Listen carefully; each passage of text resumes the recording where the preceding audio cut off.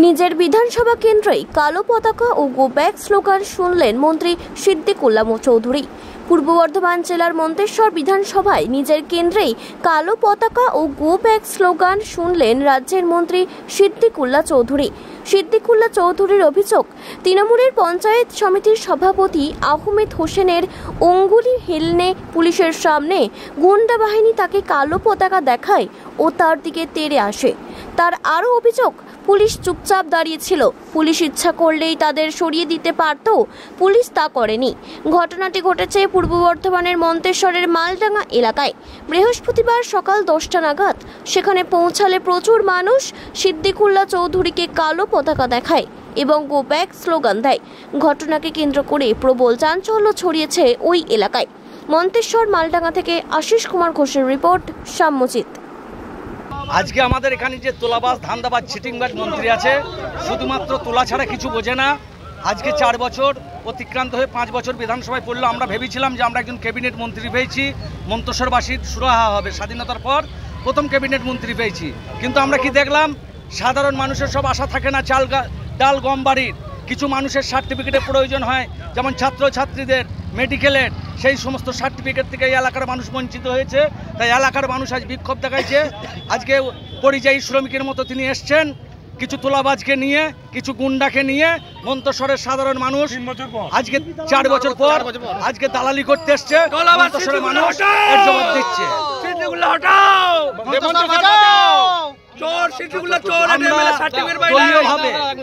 দলীয়ভাবেও যেমন আমরা কোনোদিন ওকে পাশে পাইনি, আজকে প্রশাসনিকভাবে যে উনি একজন মন্ত্রী বা বিধায়ক, আমরা একজন সাধারণ মানুষের সার্টিফিকেট দিতে পারিনি। বিধায়কের কাছে সার্টিফিকেট আনতে গেলে বলেছে স্ট্যাম্প আনিনি। সাদগে চাই উনি 2-1 দিন আসতেন, তুলে চলে যেতেন, কলকাতা যেতে বলতেন। সেখানে গিয়ে মানুষকে বলতেন নাপিত দিকে নখ বেড়েছে, তোদেরকে এখানে আসতে হবে। তাই সাধারণ মানুষ বহিঃপ্রকাশ এই ক্ষোভ সাধারণ মানুষ দেখাচ্ছে। আর সিদ্দিকুল্লাহকে মন্তেশ্বরের সাধারণ মানুষ মানবে না।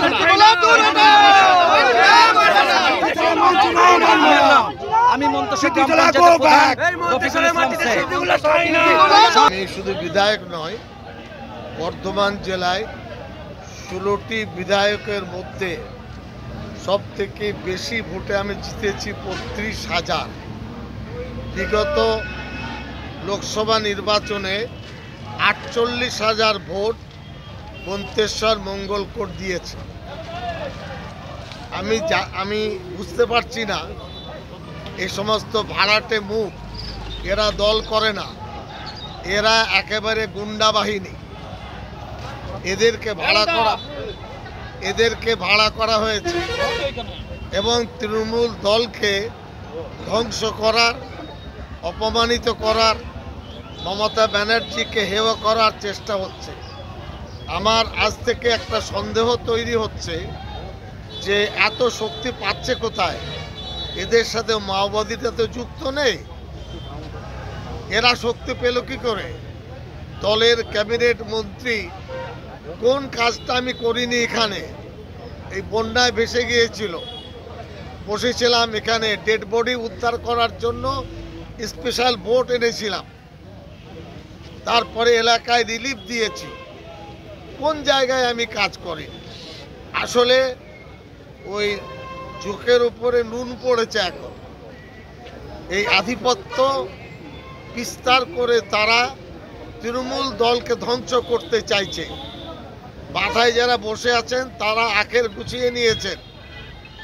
গ্রাম পঞ্চায়েতের সদস্য, প্রধান, সমিতির স্থায়ী কর্মাধ্যক্ষ, দলের নেতা যারা আছেন, তাদের সমস্যা দাঁড়াবে যদি এই ধরনের কর্মকাণ্ডের সাথে যুক্ত থাকে। এরপরে আমি আগামী 8-9 তারিখে সভা করব মন্তেশ্বর,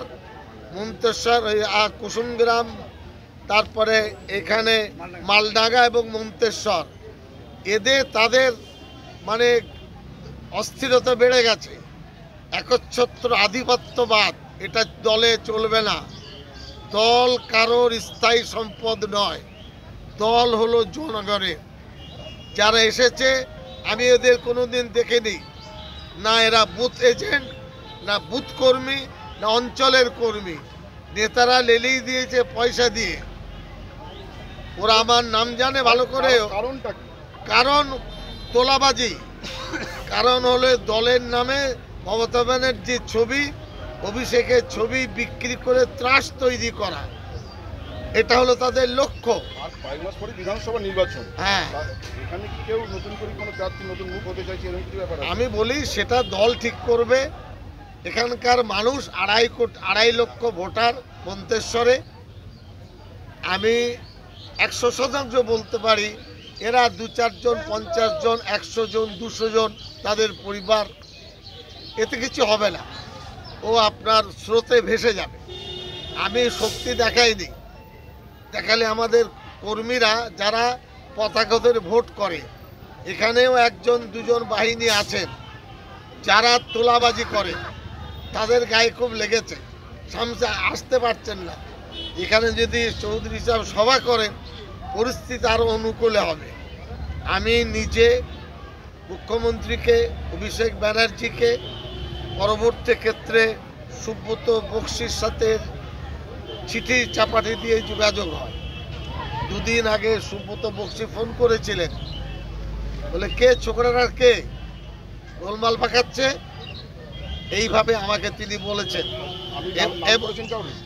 আমি নাম করেছি এবং এরপরে মাথায় তো আছে কুসুম গ্রামের একজন ব্যক্তি, কত লেখাপড়া জানি না, গুন্ডা পুষে রেখেছেন। তিনি বুঝতে পারছেন না যে তার হাল কী হবে। আর তার সাথে যারা আছেন কোনো পঞ্চায়েত প্রধান সদস্য, তারা কি করবে সেটা সে ভাবতে পারছে না। আমি আবার বলছি, 2-4 জন নেতার আখের তারা গুছিয়ে নিয়েছে। আর এই সমস্ত নিরীহ ছেলে যাদের ভবিষ্যৎ আছে এই উগ্রপন্থার সঙ্গে যোগসাযোগ, আমি ভয় করছি যে মাওবাদীরা এতে সুযোগ নিয়ে দলের মধ্যে ক্ষতি করবে কিনা। আজকে 2টোর সময় এসপির সাথে কথা, যাব বর্ধমান, এ কথা আপনাদের বলছি, এসপিকেও বলবো। এবং কিছু তালিকা আমার সামনে এসেছে, এই পঞ্চায়েতের মানুষজন দিয়েছেন, সেই তালিকা আমি এসপিকে দেব। এখানকার আইসি, আমি বলি এখানকার থানার যে আইসি মন্তেশ্বরের, উনি যদি কঠোর হতেন, কারো বাবার সাধ্য হতো না কালো পতাকা দেখানো। উনি সুযোগ করে দিলেন, দাঁড়ানোর পরিবর্তে 5 জন একসাথে দাঁড়িয়ে পতাকা দেখাচ্ছে। প্রথমে র্যাপ নামিয়ে দিতেন, কয়েকশো পুলিশ এসেছে, উনি মোড়ল, উনি সেই কাজটা করেছেন। এতে আমি প্রচণ্ড অসন্তুষ্ট।